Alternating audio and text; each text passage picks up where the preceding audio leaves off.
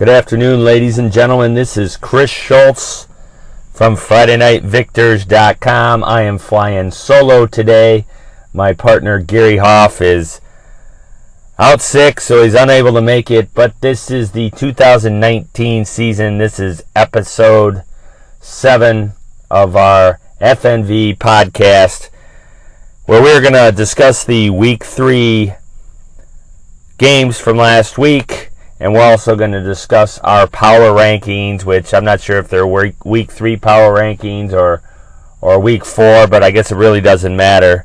But let me start here by saying that this segment is sponsored by JJ Sports Video. We appreciate Jared Jansen out there for everything he does for high school sports. If you need someone to put together a highlight video or do some filming for you or do anything with video technology regarding sports, he's your man. Jared Jansen over at JJ Sports Video. Real quick, let's jump right into the games. And if my voice sounds a little bit deep today, it's because I'm a little bit under the weather, but I decided to do this. It's Monday, and we like to get this thing up Monday for our podcast listeners who like to listen to it on Monday night and or Tuesday morning and during the day. But our first game was Britton Deerfield 34 and Summerfield 30. This was a game that I know I thought Summerfield would win, but I do know Britton Deerfield has a nice offense. They're well coached over there, and they were able to score enough points to get the victory over Summerfield in this rivalry game. Next up, we had Huron 28 and Monroe Jefferson 7. Austin Myers, the junior quarterback from Huron, ran for 171 yards and ran for 2 touchdowns. He also threw for another 106 yards with a TD as well. Next up was Brooklyn Columbia Central 26 and Ida 8 in the first week of LCAA action.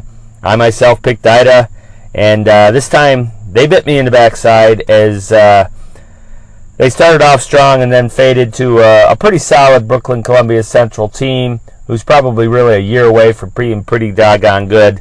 But Ida falls to 1-2 on the season with that loss. Next was a game in the Downriver League that was Allen Park 42 and Carlson 20. I picked the Marauders in this game, and they fall to 1-2. Allen Park was considered one of the top teams in the Downriver League coming in, and Carlson had to play probably 2 of their 3 toughest games in the first 3 weeks of the season, and they're just not quite where they want to be as far as I would say defensively on the end of things. I know they have some youth out there, but I would look for them to rebound this week when they play the Taylor Griffins. Next was Bedford, the Kicky Mules 55, Ypsilanti 25 in a weather-delayed game that didn't end until almost midnight. Bedford improves to 2-1. Christian Brown ran for 245 yards and scored 5 TDs on the day. Yes, did you hear me? He scored 5 TDs on the day down there in Temperance. Monroe was able to get a win as they played another SEC foe from the White Division, and Monroe won that game 47-13 over the Indians. It was a much-needed victory for the Trojans of Monroe. Next up, going to the LCAA, this was kind of a upset special as the Dundee Vikings defeated the Hudson Tigers by a score of 20-6. This was kind of an unexpected outcome by many, and it was a great defensive effort by the Viking defense. Stoney Buell had 24 tackles in the game. Yes, he had 24 tackles for the Viking defense. Next up was a big battle down in Ottawa Lake, where once again there is no lake. That doesn't make sense to me, but that's okay. They were taking on Schoolcraft, who is a perennial power, and so has Whiteford has been a perennial power as well. They're just a little bit young this year. Actually, I'll say a lot of bit young this year. And Schoolcraft was able to come into Ottawa Lake and walk out of there with a 54-24 victory over the Bobcats. Next up, we had the Airport Jets 40 and the Grosse Ile Red Devils 20. Junior running back Jacob Pack ran for 126 yards and 4 touchdowns. The Jets improved to 2-1 on the season, while Grosse Ile, after going 9-0 last year, fell to 0-3. Next game, also in the Huron League, was the Riverview Pirates 24 and the Flat Rock Rams 6. Jamari Moultrie ran for 192 yards and 2 TDs. He led the Pirates, and the Pirates improved to 3-0 on the season with a big game coming up at Navarre Field down in Monroe against the Falcons of SMCC. Next was a game from the LCAA that I went to down in Mason. It was a weather-delayed game, and this was Hillsdale 46 and Erie Mason 36. This was the first opportunity I got down to see Erie Mason's Noah Boudry play, and he was worth the price of admission. I will say that. This kid is as good a quarterback as I have seen in the Monroe County area in a long, long time. He has very, very good feet. He's able to run the ball. He is able to buy time in the pocket, and then when he throws the ball, he puts a lot of zip on it, but he also has touch when he needs to do that as well. One play that stood out to me in the second quarter was when they were trying to put together a drive late in the half. He was able to throw a 25-yard out pattern, which you don't see a lot of in high school football, and he put that ball right on the money. But once again, I would say the bugaboo for the Eagles, even though they played a really good game, is they were never really able to stop Hillsdale. This was a game where Hillsdale virtually scored every possession that they had the ball. And I left this game at halftime after an hour and a half weather delay. I told myself I wasn't going to get home at midnight, so I left. And it was quite a game, but Hillsdale ended up winning this game 46-36. And then our last game was the Gerwick-Nissan Game of the Week, and that was where the Milan Big Reds improved to 3-0 as they defeated the SMCC Falcons by a score of 28-21. Tristan Hines had 25 carries for 159 yards and 2 touchdowns. He also threw for another 177 and 2 scores as well. So that is a wrap-up of the game from last week. What we're going to do now is jump into our Week 4 Power Rankings, which is brought to you by Cakes by Stephanie in downtown Monroe. And we're going to start at number 10. That is the Whiteford Bobcats with a record of 1-2. Their 2 losses are to 2 very impressive teams in Blissfield and Schoolcraft. Checking in at number 9 is the Carlson Marauders. They are 1-2. Their losses are to Woodhaven and Allen Park. Checking in and cracking the top 10 for the first time this season at number 8 is the Huron Chiefs with a record of 2-1. The Chiefs will be playing Airport next week, and that'll be a big game to see where those teams stack up in the Huron League.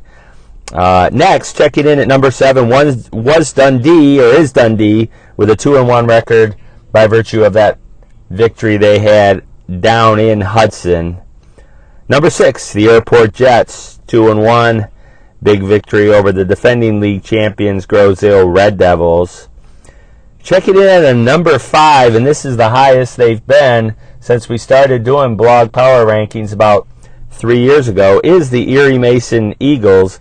Their record stands in 2-1. They have a very, very high-powered offense, but they are going to have to find a way to stop people. Currently, they're giving up 43 points per game, which I don't think is enough to. That's not good enough to win the LCAA. So the Erie Mason Eagles checking in number 5. Next is number 4, the Bedford Kicking Mules at 2-1. They're starting to get into the heart of their schedule, but they're playing well for new coach Mike Vickers. They are once again at home against winless Ann Arbor Skyline this week. Number 3, the SMCC Falcons. They fell to 2-1 after their 28-21 loss at Milan. Number 2 is Riverview. The Pirates drop one. Even though they won at Flat Rock last week, they dropped one. They did get one first place vote. They're 3-0, but like I said, they dropped, and that's in favor of the Milan Big Reds, who scored a big win over the SMCC Falcons. They garnered 2 of the first place votes, and I would say that was Gary and Frank's vote. So there's your top 10, and one thing I would say about Milan, I know someone called us out and said, well, Chris, you picked SMCC to go 9-0 this year, but you picked Milan to beat them. Well, here's what we do. We at the beginning of the season, this is where we think people are going to finish and how we think things are going to go. And last week I had said that Milan was trending up, and I know people wanted to say, well, they didn't play anybody, and SMCC played 2 really, really good teams. Well, my point was I really liked what Milan was doing. They were using their athleticism. They were using their speed. Tristan Hines is throwing with great accuracy. He's not just playing quarterback. He's also getting out into pass patterns. He's carrying the ball. So it's, there were a lot of different things that we weren't, sure Milan was going to do this year. And obviously their defense is fast, and they stop people when they have to. I would say that maybe, man for man up front, they might have been, outmanned or outmuscled a little bit, but they make up for that with speed and quickness. So there's many ways to win in the game of football, and right now the Milan Big Reds are at the top of our power rankings. So that wraps it up. I know it's not quite as much fun when Gary's not here. Like I said, he was a little under the weather, as am I, but I thought I would get this out there. So I appreciate you all listening. Do me a favor and subscribe to our podcast. Look for our video to come out on Wednesday with our Week 4 picks. That'll be a lot of fun. Gary and I will get that out probably early Wednesday evening, a little bit later than normal because we're going to have to switch up our schedule a little bit, I think, this week as far as recording. And then also make sure you check out on the blog, FridayNightVictors.com. We do have all of our nominees for the Players of the Week, and you can vote there. And, you're allowed to vote only once.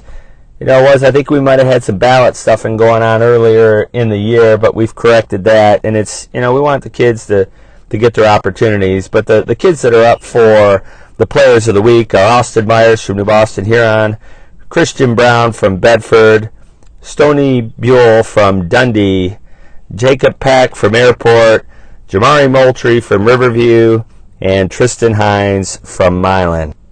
So once again, I'd like to thank you for listening to this 2019 podcast, episode 7 on FridayNightVictors.com. Until next time, thank you for listening.